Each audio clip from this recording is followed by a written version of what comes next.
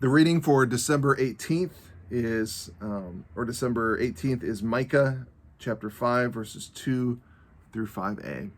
Micah chapter 5, beginning in verse 2. But you, O Bethlehem Ephrathah, who are too small to be among the clans of Judah, from you shall come forth for me one who is to be the ruler in Jerusalem, whose coming forth is from of old, from ancient days. Therefore he shall give them up until the time when she who is in labor has given birth. Then the rest of his brothers shall return to the people of Israel, and he shall stand and shepherd his flock in the strength of the Lord, in the majesty of the name of the Lord his God, and they shall dwell secure, for now he shall be great to the ends of the earth, and he shall be their peace.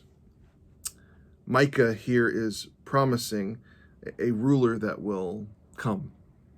And at first, actually, the promise of from Bethlehem may not be as obvious as it seems to us, always promising someone born in Bethlehem, but this was the city of David.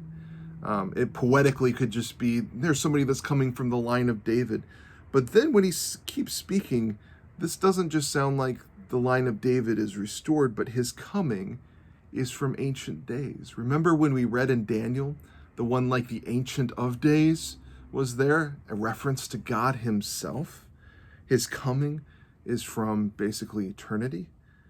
And then it talks about a woman who is literally in labor, and that he is coming and will be a shepherd. What does Jesus say about himself? I am the good shepherd who lays down his life for his sheep in John 10. Here, what we read in Micah is something that at first seems to be a promise just of restoring the old promises to David, that there will be a king. But then you realize it's not poetic, it's actually literal. Literally, a woman will give birth. Literally, in Bethlehem. Literally, he will be God. Literally, he will be your good shepherd. And he will be their peace.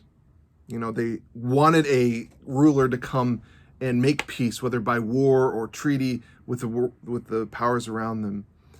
And they thought that their problem was war with the nations around them. What Jesus reveals is the problem was not their peace with their neighbors. The problem was having peace with God. God, in a sense, was at war with them. They were enemies of God, and yet then he reconciles them to God. That is what Christ came to do, to not merely be a ruler, but to be a shepherd, and to make peace with God for them. And it all began in the little town of Bethlehem.